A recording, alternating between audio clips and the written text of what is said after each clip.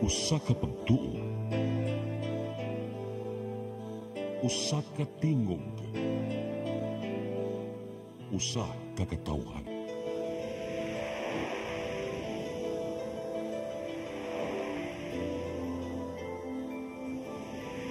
Cebu Catholic Television Network.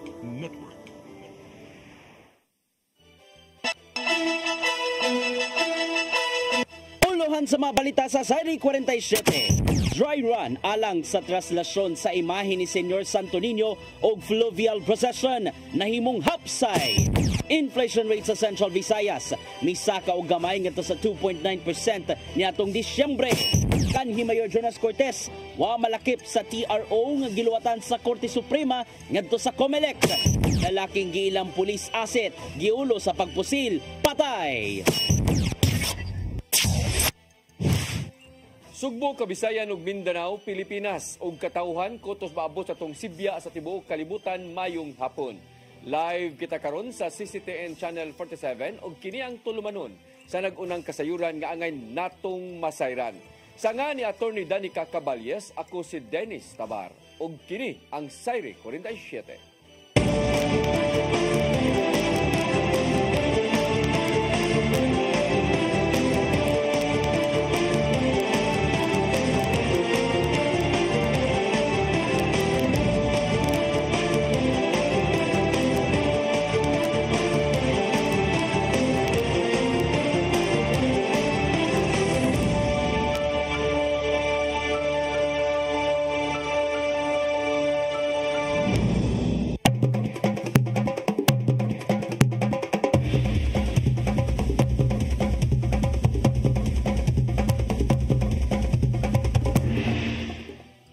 Og karon sa kumpletong detalye sa atong mga balita, gihulagway sa Coast Guard nga hapsay og malinawon ang pagpahigayon sa dry run sa fluvial procession kaganinang buntag human nga wa sila nakita nga mga kakulian. Ang kasayuran ihatod ni Cristel Joy Filerca. Kini mao ang MV Santo Niño Cebu vessel nga gipanag-iya sa Medallion Transport Incorporated nga makakarga og 400 ka mga tawo mao'y gamiton nga galyon nga sakyan sa imahen ni Senyor Santo Niño alang sa ipahigayong fluvial procession karong Sabado, Enero 18. Kaganihang buntag, gipahigayon ang dry run para sa umaabot nga fluvial procession. Maayo ang panahon ug kalmado ang kadagatan ato sa pagpahigayon niini. Maong gihulagway ni Captain Jerome Lozada, ang commander sa Coast Guard Station Central Cebu, nga hapsay ug malinawon ang pagpahigayon sa dry run. Sa gikusgon nga 7 knots o hangtod 13 kilometros matag oras, nakalanat lang og 1 ka oras ug 45 minutos ang dry run. Butang nga ilang gikalipay tungod kay wala kini nakaabot sa 2 ka oras nga ilang gitagana. Nadugay lang sa pagdunggo ang galyon sa Naval Forces Central apan gawas ni ana, wala nay laing nakitang dagkong kakulian ang Philippine Coast Guard kaganihang buntag.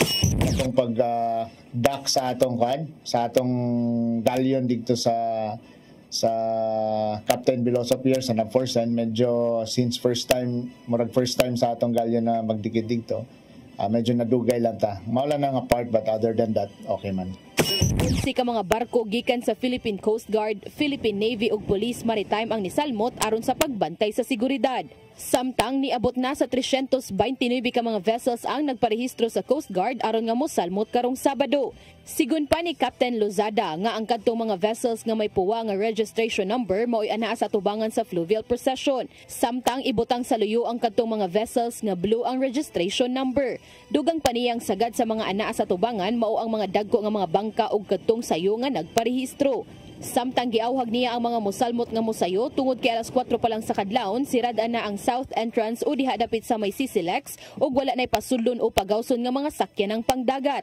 Sa maong dapit usab ang bantayanan sa Coast Guard aron nga mapugngan ang mga bangka nga walay rehistro nga mosugat sa galyon. Sila god sa sa mga gilid-gilid kanang mag-atang sila ilang sugaton ang galyon, so mao gyud ang atong i-focus nga i-prevent nato sila ba nga mo kuan gali mo kaning modasdas mo sugat kay mas delikado man gud ni siya. Ulan 500 ka mga personnel sa Coast Guard ang ipakatap karong Sabado aron sa pagbantay sa seguridad sa kadagatan ug sa mga pantalan. Crystal Joy Felerca, CCTN News. Dry run alang sa traslasyon karong Biyernes gikan sa Cebu City ngadto na sa Lapu-Lapu City hapsay sa kinatibuk-an. Samtang imahin ni San Jose mobalik pagkuyog sa imahin ni Senior Santo Niño ug Our Lady of Guadalupe sa fluvial procession. Ang kasayuran ihatod ni Mary Rose Sagarino. Alas 5 sayo kaganinang buntag gipahigayon ang simultaneous dry run gikan sa Basilica Minore del Santo Niño sa Cebu City paingon sa National Shrine of St. Joseph sa Mandawi ngadto na sa Lapu-Lapu City. Sa dry run gitanaw usab ang positioning sa matag pulis ug ubang multipliers nga ipakatap sa traslasyon sa Biyernes. Hanaayra sa kinatibukan ang assessment sa kapulisan ug walay nakitang mga problema. Kita nato nga successful kay tungod kay ang atua sad pod ng mga pulis kapulisan nga naa present, and also no, not only ang dry run is for the PNP but also sa atua sad pod ng mga force multiplier and other agency nga mitabang. Gisalmo usab sa dry run ang Bureau of Fire Protection, Philippine Army ug Traffic Enforcement Agency of Mandawi. Ang traslasyon mao ang panagtagbo sa Sagrada Familia, ang imahe ni Senior Santo Niño, Our Lady of Guadalupe ug Senior San Jose sa Mandawi paingon sa Lapu-Lapu City. Sa ikaduhang higayon mukuyog usab si Senior San Jose sa duha ka imahin sa fluvial parade. Sa naandan si St. Joseph kutob lang sa simbahan sa Birhen sa Regla ug dili na mukuyog sa fluvial procession. Gikalipay sa simbahan ang pagkuyog ni Senior San Jose ug nang hinaot nga magpadayon na kini. Kumplito na ilang pamilya, so mo-focus gid nato ang pamilya kay labi na nagkuan taron sa archdiocese kanang synodality ba. Ang nindot yung image synodality ang pamilya gyud. So haom kaayo ba nga nagit silang tulo. Mary Rose Sagarino, CCTN News. Office of Civil Defense 7 ipatuman og Blue Code Alert status. Subay na sa nakaduol nga weekend sa Dakbayan sa Sugbo. Andam hinuon ang ilang mga sakop nga motubag dayon kung adunay dinali ang tabang nga gikinahanglan. Ang kasayuran ihatod ni Gian Navarro. Subay sa nagkaduol na nga sinulog weekend, gipangandaman sa Office of Civil Defense 7 ang pagtubag sa bisan unsang emergency. Maong gipatuman nila ang Code Blue status aron magpabiling alerto ang mga ahensyang may labot na ang disaster response. Sumapa ni Engineer Vernil Balaba, Acting Chief sa DRRM Division, nga gilauman nila ang hangtod 3 milyones ka mga tao nga mananaw sa sinulog Grand Parade. Pinasubay kini sa dakong paghangop sa mga Sugbuanon sa pagbalik sa naandang ruta sa parada ingon man sa venue sa Grand Ritual Showdown. Apil no sab silang gibantayan mao ang minilyon ka mga deboto nga mosalmot sa Solemn Fruit Procession sa Bisperas.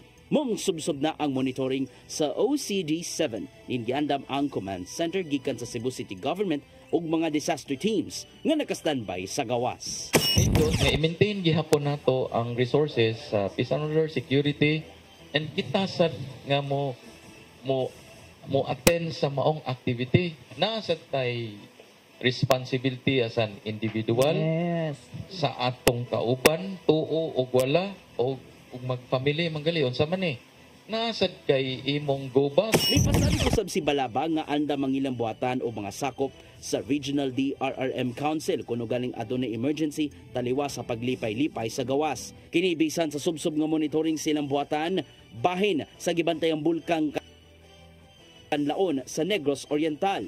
So dili lang ang OCD, dili lang ang DOH, but likewise ang ubang disaster response agencies like Cebu Port Authority, Philippine Coast Guard, the Philippine Air Force, the Armed Forces also, and likewise other agencies like the SWD. Just in case na mahitabo, na mo cater sa aftermath sa maong panghitabo. Sa OCD-7 nga to sa mga mamyestahay nga magpabiling kalmado kung adunay mga alarma sa gawas. Gawas sa pagbaton og emergency go bag, kinahanglang i-save ang contact number sa labing duol nga police station og disaster teams sa barangay ug sa syudad aron kini ma-report dayon. Kinahanglan nga update sad ka nga naa ka ana lagi. Kay ngano naa man ka sa mga peligro nga lugar. No, peligro, consider na nga peligro kay ngano it's not your normal way of walking because you are in a big crowd. So malagi ng kanunay kada tuig tayo nga ni kada tuig sa mig magbalik-balik ninyo ana. Please maintain that emergency hotline. Navarro, CCTN News. May pahinumdom ang Department of Tourism dinhi sa Region 7 sa tanan nga mga bisita dinhi sa Sugbo nga magpabiling responsable karong Sinulog 2025. Giluwatan kini sa Regional Advisory ni DOT7 Director Judy Gabato. Yawag ang mga turista nga tahuron ang kultura sa mga Sugbuanon nga mao ang pagka-mainampuon. Kinahanglan usab nga ipatunhay ang kahinlo sa palibot pinagi sa paglabay sa mga basura sa insakto niyang labayanan. Yawag sa ahensya ang mga bisita nga pahimuslan ang mga establishmento nga accredited sa ilang buhatan. Aron malayo sa risgo, ikinahanglang magbaon pirmi og ilimnong tubig o siren asa ang mga medical station sud sa ruta sa parada.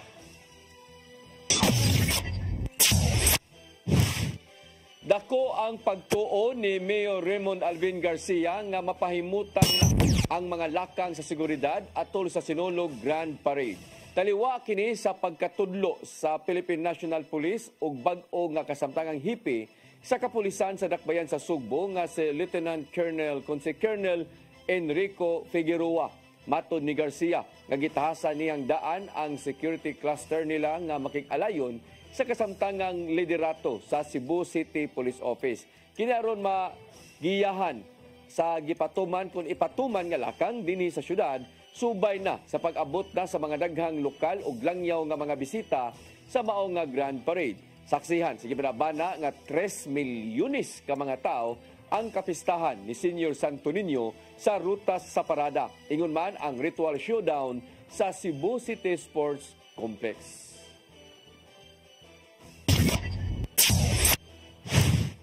Inflation rate sa Central Visayas niadtong Disyembre sa miaging tuig misaka og jutay ngadto sa 2.9%. Usa sa nakita sa Philippine Statistics Authority 7 mao ang daghan nga mga mamalitay ug mga manguliay atol sa Christmas rush. Ang kasayuran ihatod ni Gian Navarro. Gitahos sa Philippine Statistics Authority 7 nga misaka og jutay ang inflation rate sa Central Visayas niadtong December 2024 ngadto sa 2.9%. Mas taas kini itandi sa 2.3% nga inflation kung dagan sa nimo pagsaka sa presyo sa mga palalito niadtong Nobyembre sa miaging tuig. Sumapa ni Engineer Leopoldo Alfanta Jr., ang Chief Statistical Specialist sa PSA 7 nga pipila sa mga nakabitad sa pagsaka sa presyo. Mao ang transportation, information and communications technology, ingon man housing ug ubang utilities. Sila usab mao ang naglangkob kon main contributors sa kinatibuk ang dagan sa pagsaka sa presyo. One of the triggering factor nga nung disaka inflation is because of the buying capacity of the people. Mas daghan, it is always expected, mas daghan ang kwarta generally ang tao. No, sa naon kita po during that time daghan ang kwarta. So mas makapalita or mas nakapamaulit ta sa mga probinsya. Ito si Alfanta Jr. nga nasinati sa miaging buwan ang daghang mamalitay pinagisawag tuo nga sale. Samtang nasinati usab ang pagdagsa sa mga pasahero ngadto sa mga pantalan ug tugpahanan aron pahimuslan ang Christmas vacation sa laing lugar o di baka sa ilang Pinoy-anan. Unsay nakakos anang increase na 0.6 na from the 2.3 previously unsay nagbuo ana. So mao na siya ang main source for the acceleration, which was number 1 si transport and with percentage share of 52.2, then followed by housing, water, electricity, gas, and other fuels. But this is the main commodity group, no?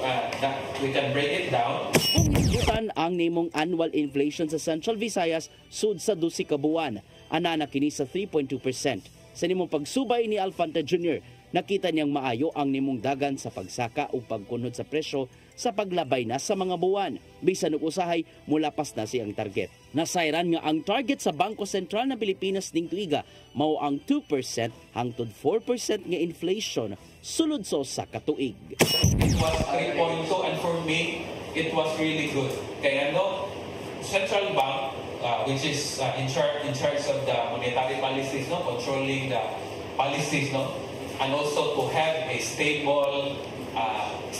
of prices and low inflation. Yun ang Nausab sa National Economic Development Authority kon NED7 ang maong obserbasyon bisan pa man og wala na balik sa pre-pandemic levels ng inflation rate ngadto sa 1%. Gian Navarro, CCTN News. Musunod, kanhi Mayor Jonas Cortez wa malakip sa TRO nga giluwatan sa Korte Suprema ngadto sa COMELEC. Kanaguban pa mga balita sa pagbalik sa Sayri 47.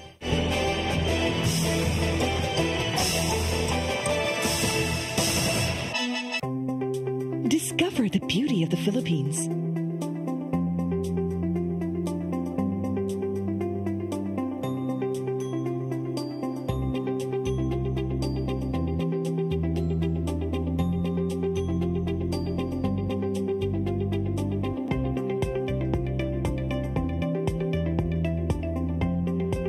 With Philippine Airlines, the country's flag carrier.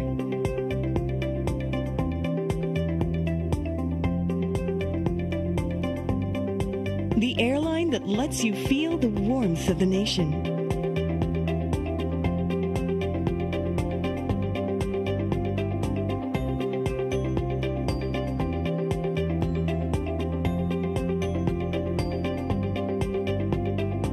Mabuhay!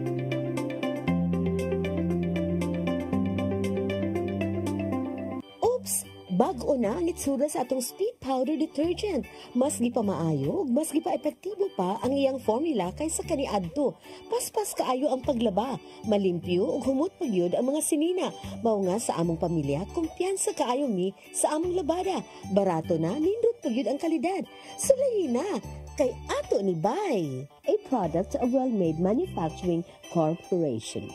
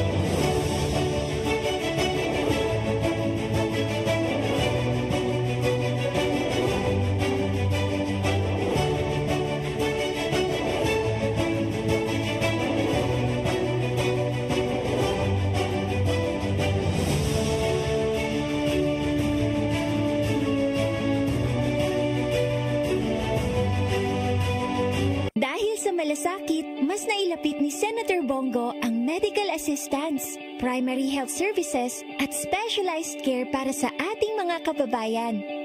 Sa malasakit, prioridad ang edukasyon para sa mas magandang kinabukasan. Samahan pa ng sports, panalo ang kabataan. Bunga ng malasakit ang pagbigay lakas sa mga lokal na negosyo at mas maayos na trabaho. Sa malasakit, serbisyong may puso, kalinga at proteksyon para sa mga OFWs nasaan man sila sa mundo. Maraming nagagawa at nararating ang malasakit. Para kay Senator Bongo, ang ating Mr. Malasakit, bisyo ang more serbisyo. Let your appetite be just right at Sixto and Bening Meat Store. Sixto and Bening Meat Store specializes in chorizo, tocino, beef, and pork tapa. Sixto and Bening Meat Store is located at stall number 4849, Unit 1, Meat Section at the Carbon Public Market, Cebu City, with telephone numbers 256-1581 and 259-6569. It's the place where you can find the best meat deal in town. Buying your fresh meat at a low price? Come to Sixto and Bening Meat Store.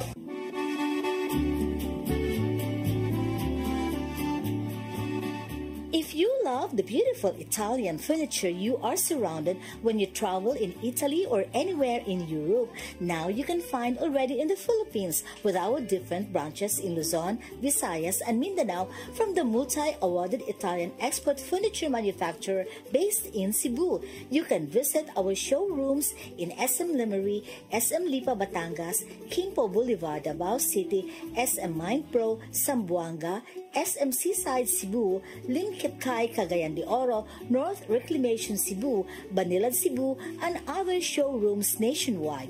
You can have the best Italian quality designs and finishing of your dreams. Giardini del Sole. You will forget the price, but our quality will stay with you forever. Our Cebu Banilad showroom is located at Governor Cuenco Avenue, Barangay Gasambagan, Cebu City. SM Seaside Showroom, 2nd floor, City Wing, SM Seaside, Cebu City. Visit our Facebook and Instagram pages for more information or visit our website at www.giardinifurniture.com. Giardini del Sole.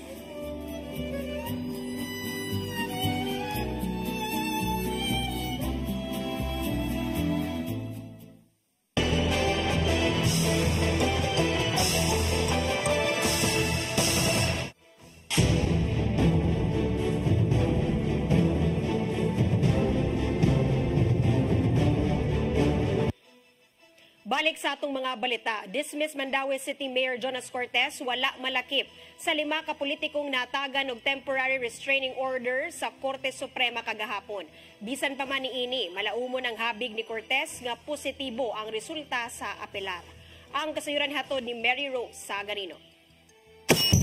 5 ka mga temporary restraining order ang gi-issue sa Supreme Court kagahapon ato sa ilang unang en-bank session karong tuiga. Ang temporary restraining order nagpugong sa Commission on Elections sa pagpatuman sa ilang desisyon pag-disqualify sa Certificates of Candidacy sa 5 ka mga individual nga nagtinguha nga mulansar sa managlahing posisyon sa umaabot nga national o local elections. Apan sa mga desisyon, wala malakip si dismissed Mandaue City Mayor Jonas Cortez. Nihatag og TRO ang Supreme Court pabor kang Subair Mustafa o sa senatorial aspirant Charles Saviliano alang sa Ilocos Sur 1st District Representative, Chito Bulatao Balintay aspirant kang Zambales Governor, Edgar Eres alang sa Caloocan City 2nd District Representative og Florendo Retualo Jr. aspirant sa pagkakonsihal sa 1st District sa San Juan City. Si Attorney Jamal James Kalipayan, ang Mandaue City Administrator, nagkanayon nga posibleng wala pa maapil sa agenda ang petisyon ni Cortez og posibleng sa sunod pa nga session sunod simana. Si Cortez ni file sa petition sa Supreme Court ni atong Enero 2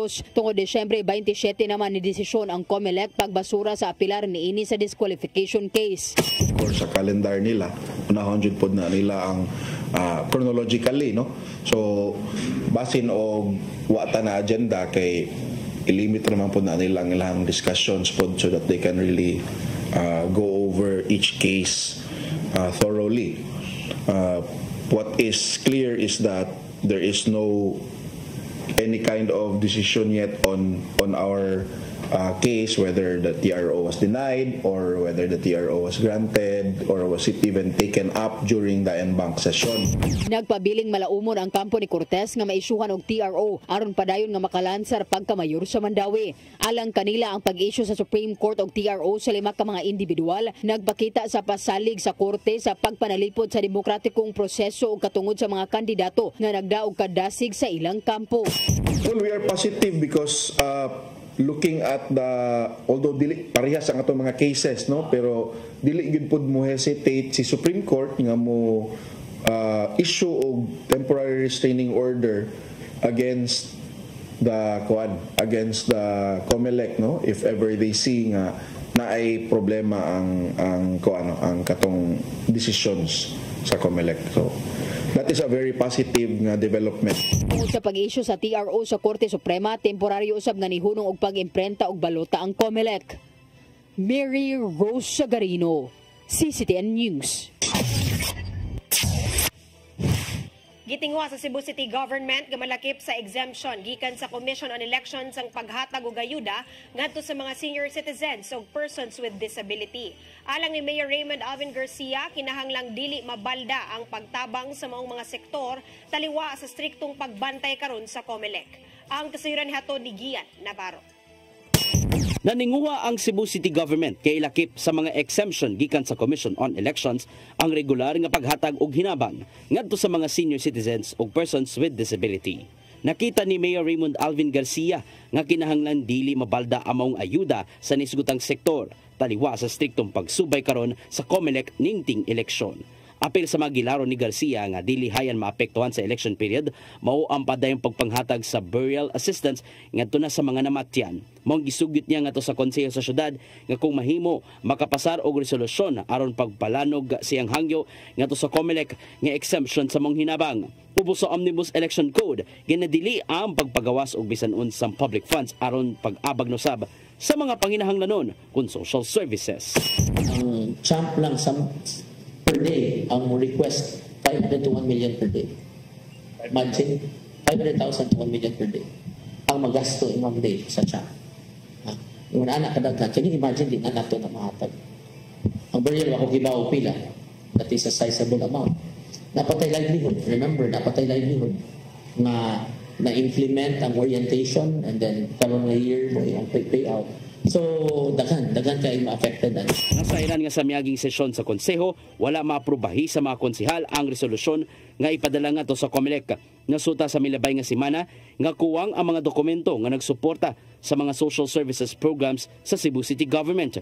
Maong gipanginaut usab ni Garcia nga malamdagan unta ang hunahuna sa mga konsehal. Kinahanglan maaprubahan sa mga konsehal ang maong resolusyon nga gipangayo ni Garcia sa dili pa ang deadline karong Pebrero 11. Ano malamdagan ang council no na nga i-approve gyud na ang ato ang request for exemption. Otherwise, if they will not approve it, then they will have to answer to the over 90,000 senior citizens nga di mahatagan og financial assistance. To the over 14,000 PWDs nga dili gihapon matagag assistance. Remember, the ban is dili na pwede mo use of government resources, diba? That's why we're asking for an exemption. Ian Navarro, CCTN News. Vice Presidente Sara Duterte nagkaanam og ubos ang iyahang naangkong ratings gikan sa labing uwahing survey sa Okta Research. Apan nagpabilin sa labing kasaligang opisyal si Presidente Bongbong Marcos Jr. bisan og gamay ang nahimong pagkunhod sa iyang ratings. Ang kasayuran hatod pagbalik ni Gian Navarro. Nagkahinay ang performance o trust ratings ni Vice Presidente Sara Duterte. Samtang nagpabilin sa pagkalabing gikasaligan o giuyunan ang liderato ni Presidente Ferdinand Bongbong Marcos Jr. Kini ang nakita sa tugon ng masa survey sa Okta Research natong fourth quarter sa tuig 2024. Sa trust ratings, nakaangkon si Duterte og 49% diin. Mas ubos kini itandi sa 59% natong third quarter sa milabay nga tuig. Kung isgutan ang nimong performance niya isip usa ka opisyal, ni minus gato sa 48%, gikan sa kanya tong 52%. Sumapa sa mo pagtuon nga nagkahinay sa pagkaubos ang naangkong trust o performance ratings ni Vice Presidente Duterte sukad pa niya tong Disyembre 2023. Nasuta usab nga nagagikan ang sagad sa mga wala nito sa liderato ni Duterte sa National Capital Region apan nagkakusog siya sa Mindanao nga iyahara usab nga baluarte. Samtang nagkahinay og gamay ang naangkong rating ni Presidente Ferdinand Bongbong Marcos Jr. diin ana siya sa 65% ang iyang trust rating. Mas ubos kini itandi sa 69% sa milabay usab nga quarter. Samtang nakaangkon si Marcos Jr. og 64% nga performance ratings gikan sa kaniadtong 66% niadtong third quarter 2024. Bali hinuon ang naangkong reaksyon kang Marcos Jr. diin nagagikan sa Luzon ang mga nituon niya samtang supak ang kadaghanan sa mga taga Mindanao sa iyaha. Hinuon nagpabiling naguna si Marcos Jr. itandi sa ubang mga opisyal sama nilang Senador Cheese Escudero o House Speaker Martin Romualdez base na usab sa maong survey. Naitabo ang tugon ng masa survey sa Okta Research niadtong Nobyembre 10 ngadto na sa 16 sa miaging tuig o gitubag sa 1,200 ka mga tao pinagi sa face-to-face interviews. Gian Navarro, CCTN News. Nagpositibo ang usa ka pulis nga sakop sa Lapu-Lapu City Police Office sa gitagayon nga random drug test niadtong Enero 2. Usa siya sa 75 ka mga pulis nga gipailawom sa kinalit nga drug test ta mao nga adlaw. Matod ni Lieutenant Colonel Christian Torres ang tigpamaba sa LCPO nga susamag resulta gihapon ang nigawas sa confirmatory test. Tungod niini, gihatagan og 15 kadlaw maong pulis sukad sa paggawas sa confirmatory test aron itandi sa unang resulta sa drug test. Mahitabo kini sa di pa sugdan ang pre-charge investigation. Kapulisan ug ang Philippine Drug Enforcement Agency 7 hugot nga magbantay ato sa libreng concert sa Cebu City Sports Center ugma sa gabii. Kini aron walay illegal nga drogas nga makasulod sa maong dapit. Ang kasayuran hatod ni Arnold Bustamante. Gilauman nga dugukon sa daghang mga tawo ang libre nga concert sa Cebu City Sports Center ug mga adlaw nga gipasiugdahan sa kagamanan sa Dakbayan Sugbo nga gilinyahan sa mga batanon ang pagkuha og tiket nga gipanghatag sa sulod sa Sports Center nga nagpasabot nga daghan ang gusto nga man-aw sa mga pasundayag. Si Police Lieutenant Colonel Maria Teresa Makatangay, Deputy City Director for Operations sa Cebu City Police Office, mibutyag nga daghang police personnel o mga force multipliers ang ipakatap sa sulod ug gawas sa CCSC aron pagsiguro nga luwas ug hapsay ang libreng concert. Tungod sa kadaghan sa mga naglinya nga mokuha og tiket, nagpasabot kini nga dumugon gyud ang mga concert sa mga batan-on. Daghan ay nahinuon ang CCPO sa ilang security plan ug basaligon sila nga mahatagan nila kini og saktong seguridad. Samtang ang Philippine Drug Enforcement Agency 7 mopagkatapos sabog mga plainclothes personnel sa sulod ug gawas sa CCSC. Mato ni Lia Alcantara, ang information officer sa PDEA 7, nga gawas sa mga personnel doon sa Silay K9 unit nga mo-inspect sa mga tao nga mosulod sa ganghaan sa sports center aron paglikay nga doon ay makasulod nga mga kontrabando sama sa illegal nga drugas. Ilabi na nga ang maong concert, daghang mga batan-on ang musaksi o din sila makatugot nga doon ay pagkatap sa illegal nga drugas sa sulod. Board daan ang activity nga concert, nagkuha na ta, natay team nga i-deploy tomorrow na ay naka-plain clothes na apoy ka ng canine inspection. So, involved taan na in securing the activity, ensuring walay ka ng drugs nga makasulod or unsa ba magamit during the activity. Kung Alcantara nga ning panahon sa sinulog, ilibina sa Sabado ug Domingo, musaka gyud ang demand sa illegal nga drugas. Ang gibutyag nga ila na kining gipangandaman uban sa kapulisan sa Sugbo nga tungod ani subsub ang ilhaga anti-illegal drug operations sa mga drug den. Tungod kay pagpangandam kini sa dakong kalihukan nga mao ang sinulog. Niyawhag ang kapulisan ug ang PDEA 7 sa publiko nga abagan sila sa pagmonitor ni mga drugista nga mopahihot sa illegal nga drugas diha silang tagsatag sa mga barangay aron mahatagan din nila kini sa pagtagad. Arnold Bustamante, CCTV News. Musunod, lalaking giilang police asset giulo sa pagpusil, patay. Kanauguban pa mga balita sa magbalik sa Zaire 47.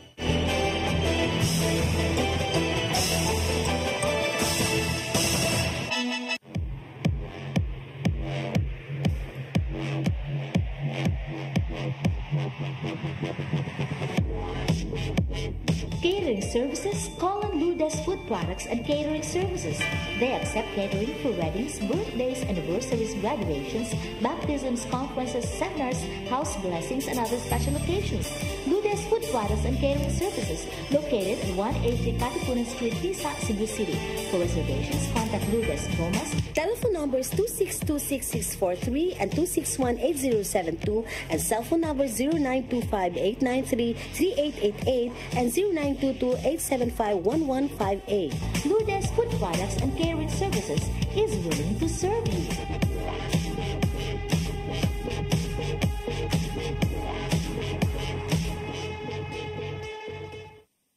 Oops! Bag-o na ang itsura sa atong speed powder detergent. Mas gi pa maayo, mas gi pa epektibo pa ang iyang formula kaysa kaniadto.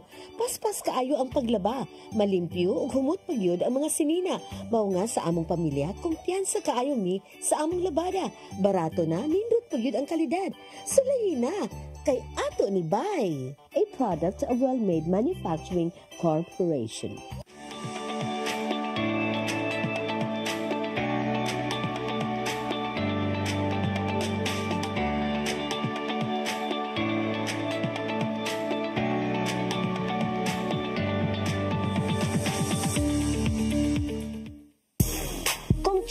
ang sumsuman, snack o pangsudan, Chilen ang anging banatan. Chilen Chicharon, available at SM Supermarkets and Hypermart Metro Manila. Also at Guadalupe Corner, Enveles and V. Rama Street, and at 078 M. Pacania Street, Tisa, Cebu City.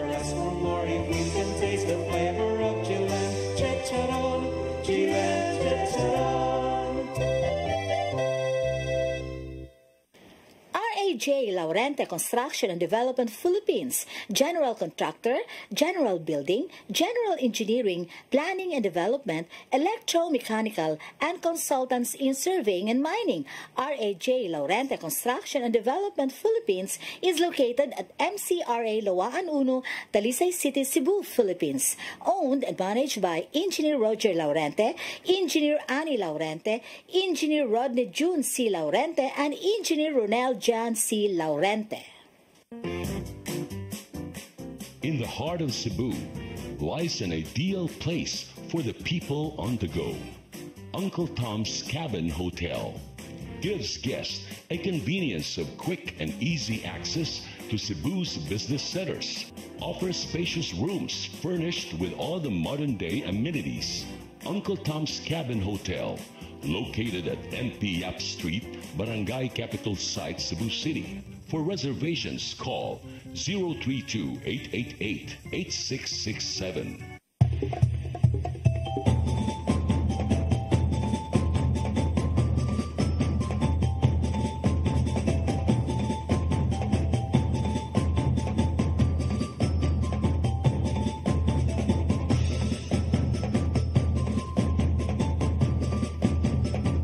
May the dance of the Sinulog Festival encourages us to celebrate life with enthusiasm and grace. Viva Pete Senior, hala bira. Pete Senior kang mama kini, Pete Senior kang papa kini. Viva Pete Senior.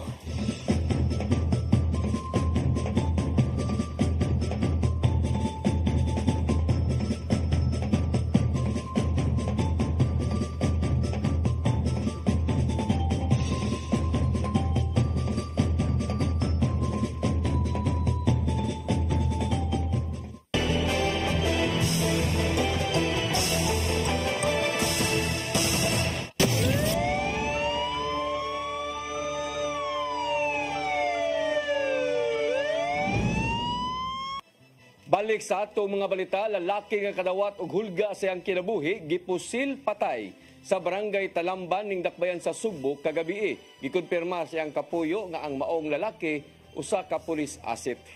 Ang kasayuran ihatod ni Mary Rose Sagarino. Patay diha dayon human gipusil ang 43 anyos nga lalaki sa sitio Kadahuan, Barangay Talamban sa Dakbayan sa Sugbo kagabi. Naigo sa iyang ang gilang pulis asset nga si Richel Nugas Castillo nga residente ra usab sa maong lugar. Sigon sa live-in partner nga samtang naglakaw si Castillo, kalit lang kini nga gipusil makaduha higayon sa wala mailhing mamumuno. Nakakuha og duha ka basiyo sa bala gikan sa wala matinong armas ang mga sakop sa scene of the crime operative sa dapit. Mihatag usab siya og kasayuran sa mga investigador sa Talamban Police Station nga sa wala pa mahitabo ang pagpamusil adunay nang hulga sa biktima nga mao karon ang person of interest sa kapulisan. Ang maong pagpanghulga gipaagi sa text ug tawag sa cellphone sa biktima sa usa ka buwan na ang nakalabay. Samtang adunay higayon nga nang hulga ang mga piniriso ngadto sa giilang police asset. Ning gawas magikan sa prisuhan. Nga bukan ko na niya ulo. Lugiton ko na niyang mata. Nga mo to giinan sa akong pares nga asa makauna lang. Na mo nga dili na lang ta siya anak.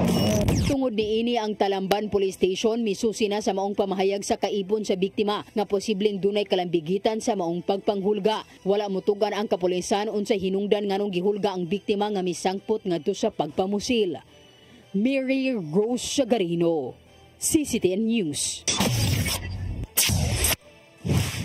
Nadakpan sa mga sakop sa Parian ang lalaking gialarma nga armado kanong adlaw sa Mayo, Barangay Lurega ning syudad sa Sugbo. Gilang dinakpang si Raymond Gimungala og nagpuyo sa Sitio Plastikan, Barangay Dulo, Fatima sa maong syudad. Nakadawat og sumbong ang Parian Police Station gikan sa usa ka concerned citizen bahin sa pagkaarmado ni Gimungala. Diin siya gipasangin lang nagdala og armas sa maong dapit. Dali kining gipusasan sa mga tinugyanan sa balaod ang maong lalaki human naabta nilang nagdala gyud siya og pusil. Gipaubos na sa background investigation si Gimungala samtang giandam ang kasong illegal nga paghupot og armas ug kalapasan sa COMELEC gun ban.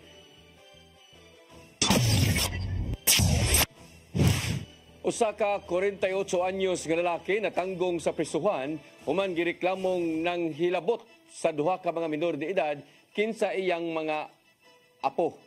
Una na siyang nadakpan sa kapulisan atol sa buy-bust operation. Ang kasayuran ihatod ni Cristel Joy Felerca. Kasamtangan ng anaa sa detention facility sa Lapu-Lapu City Police Office ang usa ka 48 anyos nga lalaki nga gireklamong nang hilabot sa duha ka mga menor de edad kinsa iyahang mga step granddaughters. Ang suspect nga si alias David mo'y kapuyo sa lola sa 14 ug 17 anyos nga mga biktima nga parehong nagpuyo sa barangay Punta Inganyo.